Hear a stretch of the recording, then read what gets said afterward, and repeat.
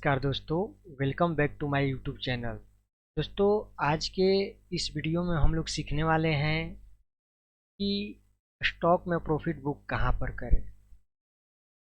पहले हम लोग वीडियो में सीख चुके हैं कि basic of stock market, basic of technical analysis, stock कैसे सेलेक्ट करें और बाई सेल कहां पर करना है और कैसे करना है, ये हम लोग पहले के वीडियो में सीख चुके हैं। यहाँ तक कि हम लोग स्टॉप लॉस कहाँ रखना है ये भी हम लोग सीखे हैं। तो चलिए दोस्तों, हम लोग इस वीडियो में सीखने वाले हैं कि टारगेट कहाँ पर रखना है, यानी प्रॉफिट कहाँ पर बुक करना है।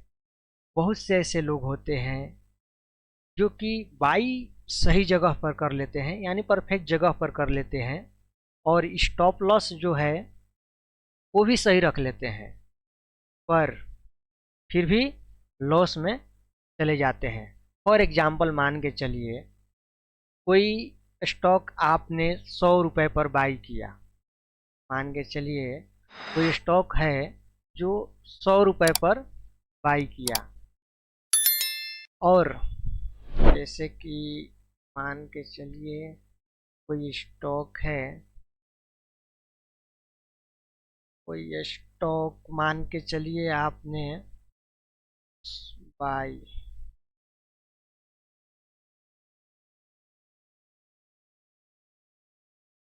100 रुपये पर किए। हाँ, उसके बाद वो स्टॉक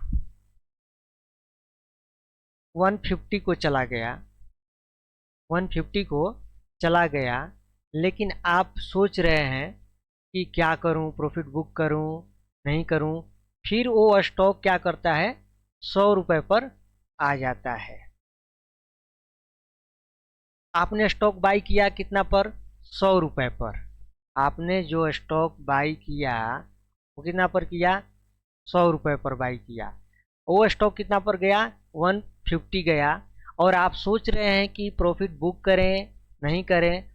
तो वो स्टॉक फिर वो आपके एंट्री पॉइंट पर आ गया, यानी 100 रुपये पर आ गया, और आप वहाँ पर प्रॉफिट बुक नहीं कर पाए। अदर एग्जाम्पल देखते हैं।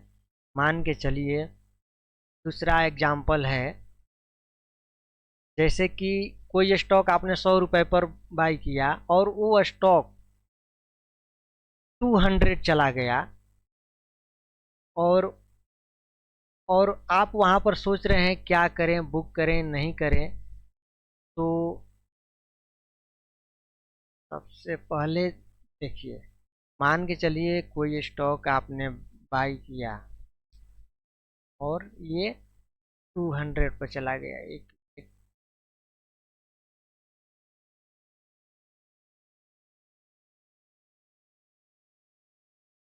जैसे कि वो स्टॉक आपने 100 रुपये पर बाई किया और वो 200 चला गया, वो 200 चला गया, और आप सोच रहे हैं कि क्या करूं, प्रॉफिट बुक करूं नहीं करूं। तभी वो स्टॉक 80 रुपीज़ यानी 80 पर आ गया, और आपका लॉस यहाँ पर दिख रहा है, आपको लॉस यहाँ पर दिख रहा है। तो आप फिर सोचेंगे, अरे यार मुझे पहले ही बेच देना चाहिए था, पहले ही बेच देना चाहिए था, लेकिन अब क्या करें। तो ये सभी मार्केट में ना हो, इसके लिए हम लोग इस वीडियो में देखते हैं कि प्रॉफिट कहाँ पर बुक करना है। तो चलिए हम लोग देखते हैं। यहाँ तक कि बाई करने में पहले भी बताया हूँ कि बाई करने के लिए आपको क्या होना, राइजिंग मूविंग एवरेज होना, राइजिंग मूविंग एवरेज होना, और प्राइस मूव करते हुए आपके मूविंग एवरेज के नियर आना चाहिए। और आप बाई कहाँ करेंगे, हाई पर बाई करेंगे, और एसएल उसके लो पर लगाएंगे। एसएल हम लोग लो पर लगा देते हैं। उसके बाद सेल करने के लिए मैंने बताया है कि फॉलिंग मूविंग एवरेज होना चाहिए, और प्राइस आपका नीचे से मूव करते हुए आपको मूविंग एवरेज से रेजिस्टेंस लेना चाहिए, और आप वहाँ पर शॉर्ट कर सकते हैं, शॉर्ट कर सकते हैं। तो चलिए हम लोग देखते हैं बारी बारी से। बाई करना हो गया, एसएल लगाना मैं बता दिया हूँ। और जैसे कि देखिए यहाँ पर हम लोग बाई करते हैं, ये आया है स्टॉक मूव करते हुए, ये हाई है, ये लो है। और यहाँ तक कि स्टॉप लॉस लगाने के लिए मैं बताया हूँ कि स्टॉप लॉस लगाना है तो उसके लिए हम लोगों को लोअर लो कैंडल देखना है। 2 कैंडल में लोवेस्ट लो, इस कैंडल पर हाई पर बाई किया और इसका ये लो है, लेकिन हम लोग इस लो पर सेल लगाएंगे अपना और इसके हाई पर बाई करेंगे। और ये देखिए यहाँ पर स्टॉक मूव दिया है। चलिए हम लोग यहाँ पर एग्जाम्पल के माध्यम से समझते हैं। तो समझने के लिए सबसे पहले हम लोग को क्या करना पड़ेगा, जैसे कि मान के चलिए कोई स्टॉक एंट्री लेते हैं, स्टॉक में एंट्री लेते हैं, एंट्री लेते हैं आप 100 रुपये पर। ओके, 100 रुपये पर एंट्री लेते हैं और स्टॉप लॉस एसएल आप कितना पर रखते हैं, 90 रुपीज पर एसएल रखते हैं। और रुपीज स्टॉप लॉस आपका क्या होगा, रुपी स्टॉप लॉस एसएल आपका हो जाएगा। तो आपको एंट्री माइनस एसएल करना होगा, तो आपका पर ट्रेड आपका 10 रुपीज का लॉस रहेगा, 10 रुपये का लॉस रहेगा। उसके बाद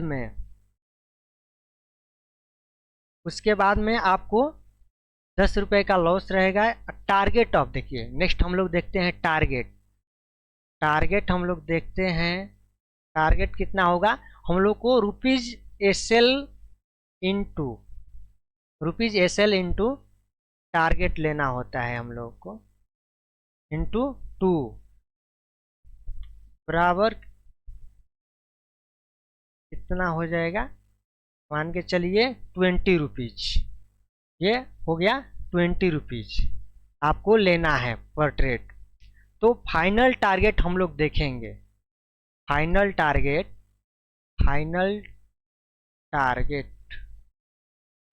हम लोग देखेंगे। फाइनल टारगेट क्या होना चाहिए, यानी कि एंट्री आप जितना रुपए पर लिए थे, यानी एंट्री आप 100 पर लिए थे और इसमें आपको ऐड करना है, ये आपको ऐड करना है। टारगेट जो आया निकल कर वो कितना आया है, 20 रुपीज, यानी यहाँ पर हम ऐड कर देंगे 20 रुपीज। तो टोटल कितना हो जाएगा, टोटल आपका हो जाएगा, टोटल आपका हो जाएगा 120 आपका फाइनल टारगेट होगा, यानी 120 आपका फाइनल टारगेट होगा। ये जो आपको यहाँ पर दिख रहा है ये आपका 120 फाइनल टारगेट हो गया। और इसे हम लोग क्या बोलते हैं, रिस्क और रिवार्ड रेशियो, इसी को हम लोग बोलते हैं रिस्क टू रिवार्ड रेशियो कहा जाता है। इसे अगर फॉलो करने के वजह से, इसे अगर आप फॉलो करते हैं तो आप बड़े लॉसेस से बच जाते हैं। यानी मान के चलिए अगर 100 ट्रेड लेते हैं उसमें आपका 40 लॉस में भी जाता है तो आपका 60 प्रॉफिट में रहेगा। यानी 40 पर आपने 2 रुपए का लॉस लिया, यानी 80 रुपीज का लॉस लिया।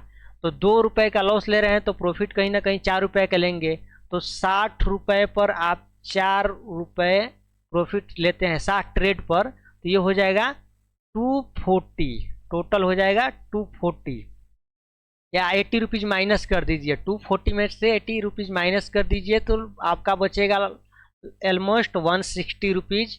और इसमें से कुछ ब्रोकरेज जाएगा, मान के चलिए कि इसमें से भी 40 रुपए या 50 रुपए ब्रोकरेज चला जाता है, फिर भी आपके पास कितना बचेगा, 110 रुपए बचेगा। अगर आप रिस्क टू रिवॉर्ड रेशियो को फॉलो करते हैं तो आप प्रॉफिट में ही रहेंगे और बड़े लॉसेस से आप लोग बच जाएंगे। तो चलिए आज का वीडियो में बस इतना ही। मिलते हैं नेक्स्ट वीडियो में। अगर आप लोगों को कुछ समझने में दिक्कत परेशानी आ रही है तो आप लोग कमेंट में कमेंट कर सकते हैं, उसका हम रिप्लाई देंगे। चलिए तब तक के लिए धन्यवाद। Thank you.